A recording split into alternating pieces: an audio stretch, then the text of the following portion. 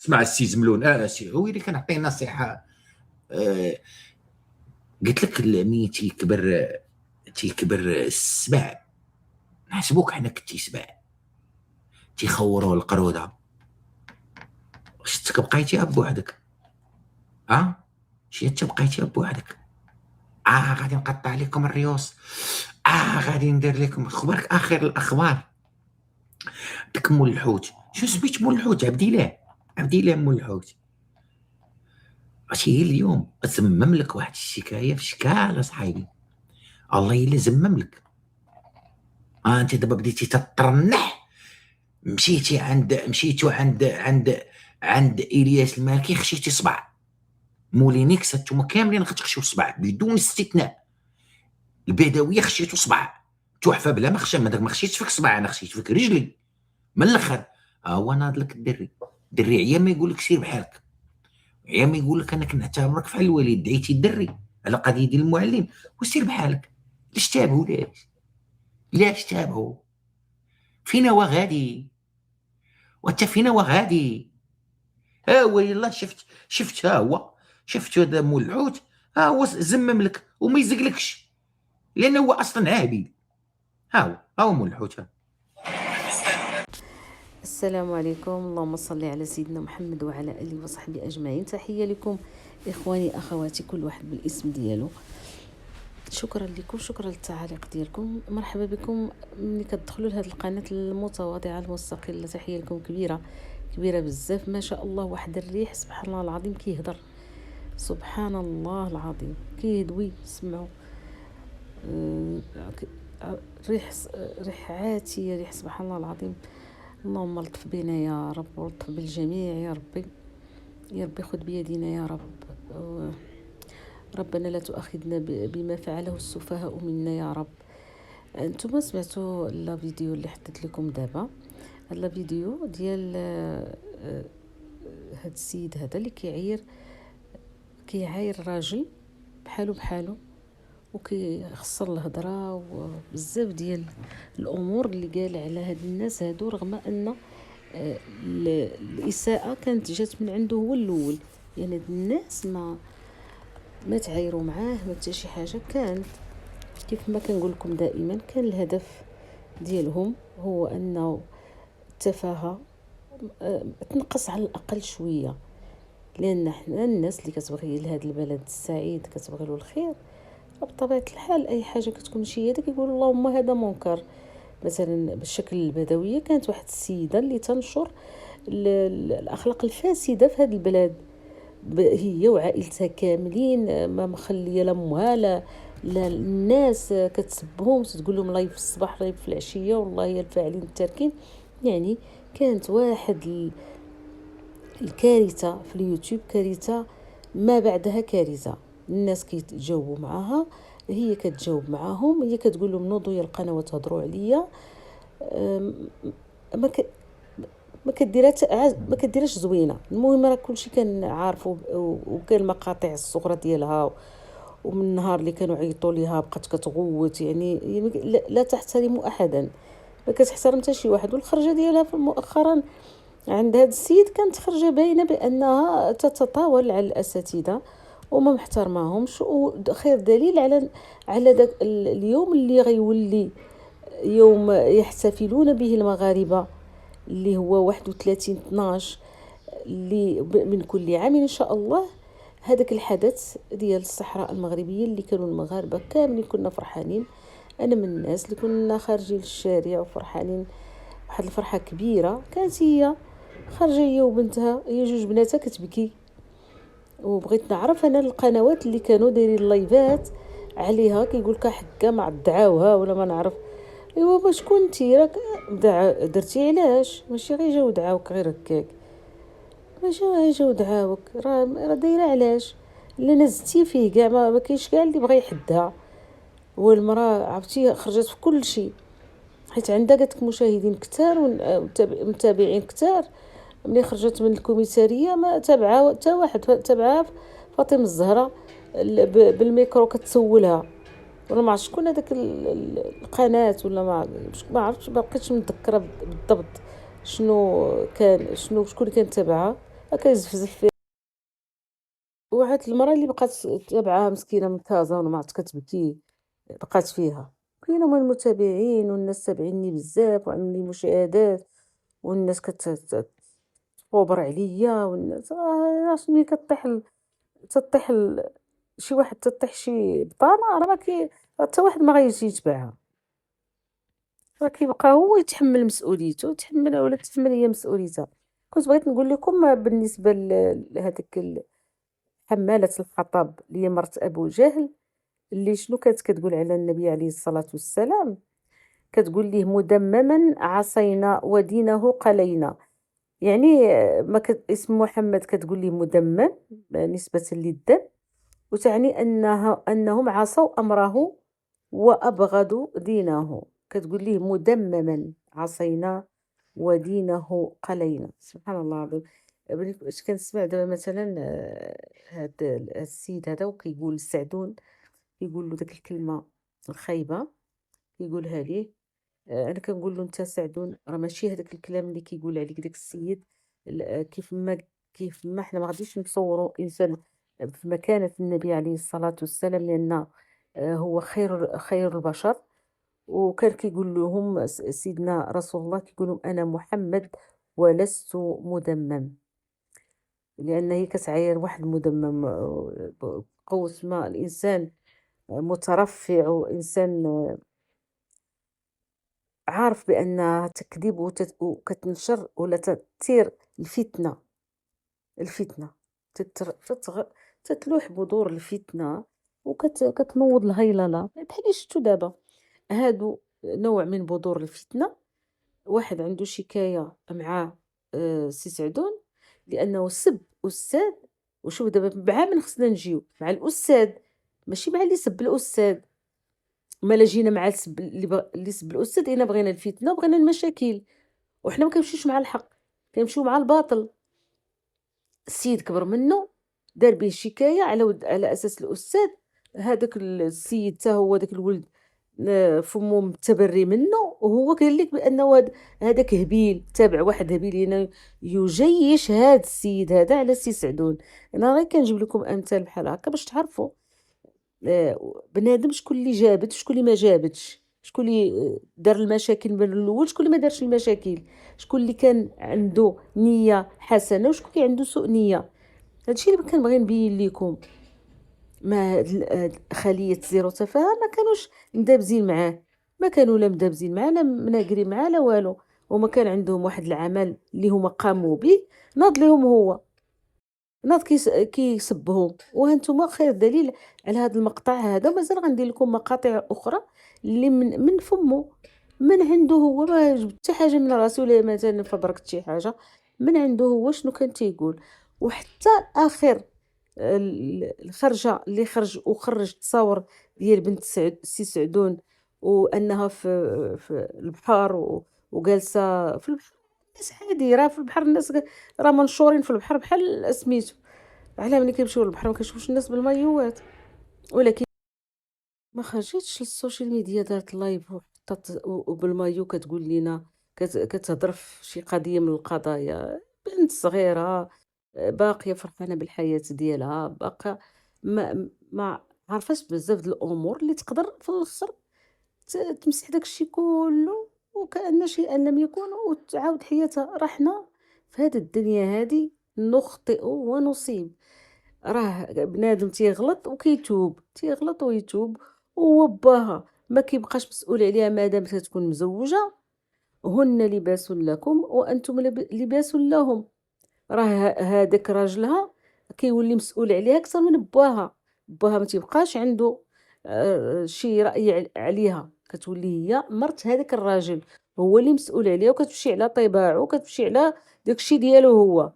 ما باها كيبقى واحد الانسان اللي رباها وراه زوجها، ماشي باعها، زوجها. راه الزواج الحلال ماشي يبيعوه شحال الناس. انا شفتهم في الخليج مغربيات، جميع الجنسيات مزوجين بالهنود. ومعانا هنا في الرباط الناس مزوجين بالهنود ومهلين فيهم، وعندهم واحد اكثريه الباكستان تيتهلاو في النساء. مزوجين ودايرين مشاريع هنا في المغرب وعايشين بخير وتعلموا العربية وكيهضروا بالعربية، كنعرفوهم شخصيا، مزوجين. شنو المشكل؟ دابا منين الانسان ما كيقدش على يواجه ولا انه تسدوا عليه جميع البيبان، تيخرج يمشي للولاد والعائله وداكشي. هذا هو الطريقه، هذه هي زرع الفتن، وهذه هي بذور الفتنه اللي قلت لكم. ملي كيبغي الانسان يحطمك كيمشي لك لولادك، والانسان كيقول لك الواحد تي كيف ما كنقولوا الانسان كيموت على ولادو ولا على بلادو. راه البلاد راه كيموتوا عليها الناس، ويا ما الناس ماتوا على هاد البلاد وكاينين احرار اللي ضحوا بحياتهم. راه التاريخ، راه تاريخ هاد البلاد اللي كان عنده قرون، وعنده التاريخ اللي ما تصوروش. التاريخ ديال البلاد ديالنا تاريخ نفتخروا به. ما هنا يخرجوا لنا هاد النوع ديال الناس هادو اللي داروا لنا التفاهه، وبغاو يردوا العيالات كلهم خايبين ما مزيانينش، وكلهم خارجين الطريق، وكلهم والدين مثلا لقطاء، وبغاو يخليوا الفساد ويعيشوا فيه ناس، ويديروا ولاد بحال البنات ويخلطوا ويجلطوا. شنو هادشي اللي أنا كنشوفو؟ الاولى كيدافعوا على الاخلاق الذميمه على الاخلاق الطيبه. ما بقاش داكشي اللي كانت تتلاقى بنادم، تيتلاقاك جارك وكينصحك، وتلاقاك جارتك وتنصحك، وشي كينصح شي وشي كيتعامل مع شي باش كدوز الامور بخير وعلى خير. ولا دابا انسان تيزيد يشجع واحد الولد، ماشي يقول له لا السيد كبر منك. ولا حنا نستبعد هذا الشيء اللي كنقول لكم انا، راه بعيد كل البعد باش يجي يقول لي هاد الهضره. غير بغيت نبين لكم الإخوان والأخوات بأنه راه الدنيا مواقف، مواقف. باش الإنسان مكانش عنده موقف بصح ديال المعقول، راه ما لا يكون إنسان تافه. مرة مدبدب بين هنا وهنا، وكل خطرة يقول كلام وما تابتش على كلام واحد، ما تابتش على كلام واحد. كل تاخد مثلا هضرتو من في هاد التصريح ماشي اللي هضرتو في هاد التصريح، اللي هضرتو في هاد التصريح ماشي اللي هضرتو في هاد التصريح. وهي غاده، لان كنشوف انا في اليوتيوب كنسمع تصريحات عندي المقاطع كلهم ديال الخرجات ديالو. مع الاسف، والله مع الاسف الشديد، انا نشوف ناس على هذا الشكل هذا وكيقول لك يدافعون عن الوطن. اي وطن تدافعون عنه؟ دابا مثلا كيخرج لنا هاد التصويره ديال بنت سعدون، واش هذا وطن؟ واش بنت سعدون وطن؟ كيف ما قال لنا السيد ولد فشوش هو الوطن، هو الوطن قال لنا.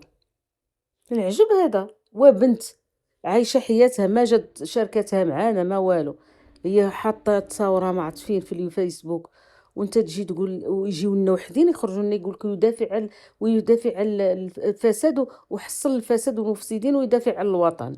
ايوا دابا يا قول لنا شي ملفات اللي هي بصح حقيقيه و- ومطروحه وتحلات. ملفات هادي ماشي ملفات الوطنيه، وكيحارب الفساد، وحدين اخرين برا ما عرفتش كيقولوا وسوقهم خاوي. لا راه هذاك داروا لك فعل هما دايرين ديك القضيه ديال انا راجع لك بلاتي عليك. يعني كيجبدوا انسان وكيقولوا له بلاتي، شو ما كيبقاوش يهضروا عليه، ما كيبقاوش يهضروا عليه. ماذا يقع في الكواليس الله اعلم. دابا بالنسبة لسي سعدون وهاد السيد هذا، هادو بغاو يسطحوا واحد جوج د الناس اللي كل واحد مختلف على الآخر. واحد عنده واحد الفورماسيون، واحد التربية اللي هي ديال مخزنية صرامة، وما خاصش تكون هادي وما خاص. واحد يتسلى ويلعب، كيتسلى ويلعب، وغادي يتسطحوا بجوج و وغادي يوقع الله يستر شي حاجه اللي ما نبغيوهاش. لان داكشي علاش كنقول سي سعدون تريات هدر اعصابك. راه هاد الامور راه بشويه بالصبر لان حتى المسائل ديال المخزن والمحاكم وهذاك تبغي شويه ديال الصبر ويحتسب الانسان، والصبر ثم الصبر، لان معمر الباطل كان غيغلب الحق. هذه خاصك تعرفها وديرها في بالك. ما دائما المعركه بين الحق والباطل كيغلب الحق وما كتدومش، لان حنا كنشوفوا هذه المعركه سوف لا تدوم. غادي يجي واحد الوقت دغيا دغيا وغادي تسربى، وكل واحد غياخذ الحق ديالو. غير هي ما الانسان ما يمشيش يلقي بنفسه الى التهلكه. راه الاعصاب والتوتر وداك الشيء كيقدر الانسان ينفلت، ولكن يحضر نفسه ويتهدن. حاول انك تهدن، ما تهورش. والإنسان باقي عنده وليداتو، حياته ماشي يكرس حياته في خدمة هاد البلد، وفي الآخر أنه يطيح هاد الطيحة اللي ما بغيناش طيح هاد الطيحة، ما بغيناهاش ليك. اللهم اجعل آخرنا أحسن من أولنا يا ربي. وضروري أنك تصادم مع ناس اللي كتقول يا ريت كون ما هضرتش، يا ريت كون ما شفتهمش، يا ريت كون ما تلاقيتش معاهم. شحال تطرنا حتى حنا براسنا كتقول كون هي ما عرفتش هاد الناس هادو كون. ولكن الحياة تلاقيك مع المزيان، تلاقيك مع الخايب، عاد ضروري. غير هو الانسان خصو يخدم دائما بالعقل، ويتريث ويعرف راسو شنو غادي يدير، ويعرف راسو بانه غادي يتورط. وانا كنت عاودت لكم واحد القصه ديال واحد السيد اللي لا علاقة له بالمدابزة ديال واحد. تيجيبوا واحد تيهزو كيديه كيدابز مع الخصم ديالو وتيضربو كيطيحو في البلاصة. هذاك استعملو، يعني استعمل واحد داه كيدابز مع واحد هو اللي مدابز معاه. يستعمل. ما تكونش انت مستعمل تتولي انت مدابز مع هذا السيد وتولي مشاكل. وما بغاديش نبغيوها ليك، لان الباركور ديالك راه ماشي ساهل. والناس كاع جميع الناس اللي كانوا خدامين في المخزن او اللي باقي خدامين جميع الاجهزه اللي تحيه لهم كبيره. راه جهاز اللي هو قوي، جهاز اللي ماشي ساهل، وجهاز اللي كيبغي جهد ووقت باش انه يخدم هذا البلد السعيد. من بين هذه الاجهزه الناس العسكر يديروا واحد الجهد كبير. عندهم لي ستاج اللي هما ديفيسيل، ستاجات اللي صعاب بزاف. كاين اللي ما يقدرش عليهم، كاين اللي ما غاديش يقدر عليهم، ولكن خادوهم هاد الناس وخدموا البلاد والله يسهل عليهم. اللي مات الله يرحمه، واللي عايش كنتمنى له الصحة الجيدة. وهاد الناس مثلا انا عطيت مثال العسكر كيخرجوا شويه باقيين صغار. كان داك الوقت يمكن 45 عام تيخرج باقي صغير، كيخدموا خدامين اخرين. كاينين الناس اللي ماتوا. وغادي نعطيكم واحد المقطع ديالو هو شخصيا هذا السيد وهو يضرب في هاد الرجال هادو وفي نساء هاد الرجال هادو. غادي نحط لكم هذا المقطع هذا باش تعرفوا بان راه حتى واحد ما كيظلمو شي حد. الانسان كيكون هو ظالم نفسه، هو اللي كيكون كظالم النفس ديالو، حتى واحد ما كيظلمو. الى جينا على الكلام ديالو نحللوا هذاك التصريح اللي خرج به، غادي يجينا في شكل غادي نقولوا. حيت قال لك كيجي كيكيلوا الناس كيمشيو يديهم للعسكر، عا كيجمع تيمشيو للدواور يهزوا. راه الناس راه كيدخلوا، راه كيتسجلوا، راه كيتعطاو البطاقات الشخصيه ديالهم، راه تعطى الهويه ديالهم. تيكونوا باقيين صغار، كاينين اللي ما مزوجينش، كاينين اللي مشاو مثلا المعسكرات وخداو التدريب ومن موراها عاد تزوجوا. كاينين نساء اللي ماتوا الازواج ديالهم وهما باقيين صغار عسكر. انا قراو معايا بنات اللي بواتهم كانوا عساكريه، وكان واحد الحي كله عساكريه. راه كاين في ديور الجامع، ماشي ديور الجامع بحال غادي لوسيون.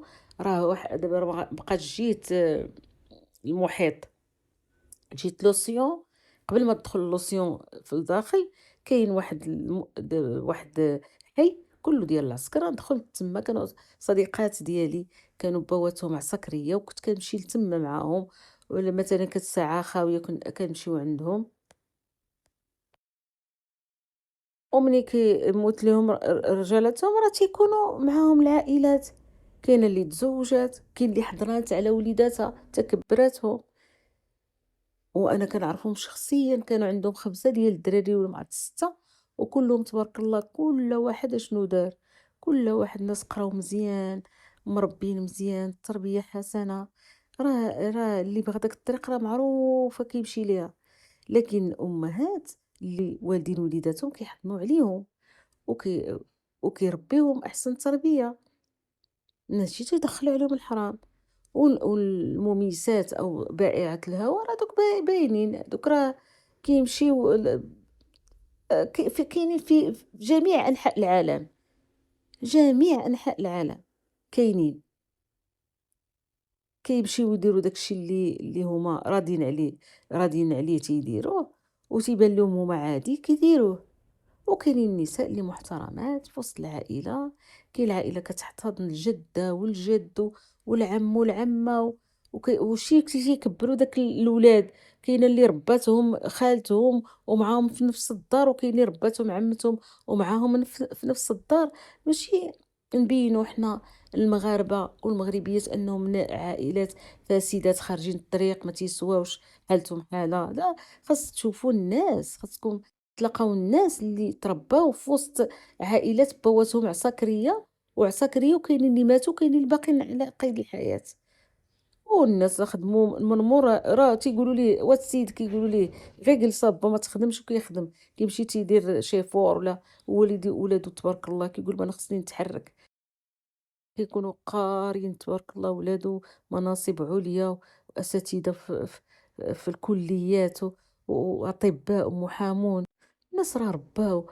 العيالات بصح راه رباو غير شكون هما وشكون ولاد من هما ترباو تربية حسنة، ما تقولش ما تبقاش تتصور هاد البلاد هادي بأنها خايبة، بأن الناس خايبين، بأن الناس خارجين موسخين، بأن المغاربة ما تيسواوش، عندنا أخلاق، تربية، تقاليد، عادات، ما يمكنش تحيدهم لينا انت. وانا اتساءل دائما كنقول كيفاش واحد الانسان عايش في اوروبا، كيفاش وعنده هاد الحقد الدفين على هاد البلاد هادي، ما عرفتش، انا ما فهمتش. ما على الأقل على الأقل كتاخد غير ما هو أحسن في داك البلاد، ثقافتهم، قرايتهم، المواظبة ديالهم، بزاف ديال الكلمة المعقولة، حيت خداو منا بزاف ديال الحوايج، حنا كمسلمين خداو منا هما بزاف ديال الأشياء اللي زوينة خداوهم من عندنا حنايا، وأنت تما وتتلقى بحال هاد الشي تجيني أنا غريبة هاد الأمور هادي تجيني غريبة.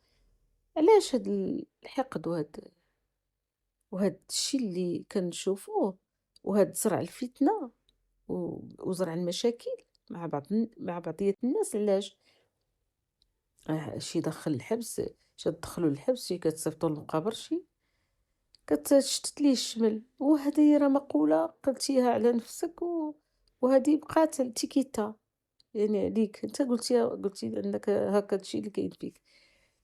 غادي نخليكم هذاك المقطع لكم التعليق اخواني اخواتي، ما نطولش عليكم، تنحييكم، تنقول لكم شكرا لكم، كنقول لكم الله ينجينا وينجيكم من شر الخلق، اللهم ضرب الظالمين بالظالمين واخرجنا من بين ايديهم سالمين. ما تستغربوش الانسان اللي كيقدر ينطق بالحاجه الخايبه على فمه وينشرها ويشوفها العالم، راه قال لك ستر خوك، والسترة راه شي حاجة، ومن ستر مسلما، واش نخرج انا نشهر بالعباد الله وما كيعطيناش حتى امثله، ما كيعطيناش حتى الامثله، وكان عاد يعطي امثله مثلا انا كاين واحد العائله وكنعرفها، لا غير شير وصافي، المهم اللي بغيتي تقولي راه هاد الحاجه كاينه وتقولي ما كايناش، المهم سير على الله، المهم ما عليناش اخواني اخواتي، بقلوب صافيه ونية صادقه نلتقي، مرحبا بكم والف مرحبا، شكرا لمشاركتكم لهذه القناه، شكرا للبصمه الجميله، تحيه لكم اخواني اخواتي، نخليكم مع المقطع. اللهم صل على سيدنا محمد وعلى آله وصحبه أجمعين. دمتم في رعاية الله، والسلام عليكم ورحمة الله تعالى وبركاته. نقول لكم اخواني اخواتي، هاد الناس ديال العسكر، كتعرفوا العسكر في الاول راه كانوا كيجيوها من دوك المناطق الاطلس الاطلس، خميسات، تيفلت، وانت طالع والماس تيداس، كل اي واحد عندهم عسكري، ما كاين على قط ودي، ما كايناش. نقول لكم واحد الحاجه اخواني اخواتي، لاني انا اسمي الاشياء بمسمياتها. شكون اللي باقي عاقل على دوار الضبابه في تيفلت؟ دوار الضبابه هو كان مقر ديال الدعاره، الرخاله 10 دراهم 5 دراهم كتمشي كتقضي الغرض وكترا. عادي شكون اللي كان في الدور الدعاره؟ كانوا فيها عيالات هاد العسكر هادو اللي ماتوا الله يوليهم برحمه الله، وخلاو عيالاتهم مازال صغارات، وعندهم دري، عندهم جوج، وعاطيها المخزن 3000 ريال في الشهر. 3000 ريال اش غدير هاد المراه هادي؟ كتمشي لدوار بابا. انا عطيت غير مثال، راه كاينين دواور هما فين ما مشيتي تلقى دوار في الحاجب، في القرين، الكحله، في هادي، هادو مي كيجيو. كيفاش انا بغيتوني نقول عاش الملك؟ كيفاش انا بغيتوني نقول عاش الملك وانا عارف الذهب وعارف الحوت